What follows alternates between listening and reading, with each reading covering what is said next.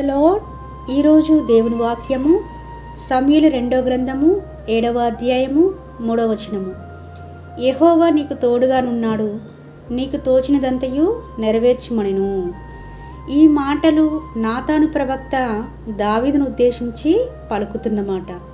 అయితే ఇలా చెప్పిన వెంటనే నాతాను ప్రవక్తకు యెహోవా ప్రత్యక్షమై సెలవిచ్చింది ఏంటంటే, నీవు పోయి నా సేవకుడకు దావీదుతో ఇట్లనము, యెహోవా నీకు ఆజ్ఞిచ్చినదేమనగా, నాకు నివాసంగా ఒక మందిరమును కట్టింతువా? ఐగుప్తుల నుండి నేను ఇశ్రాయేలును రప్పించిన నాటి నుండి నేటి వరకు మందిరంలో నివసింపగా డేరాలోను గుడారంలోను నివసించుచు సంచరించితిని.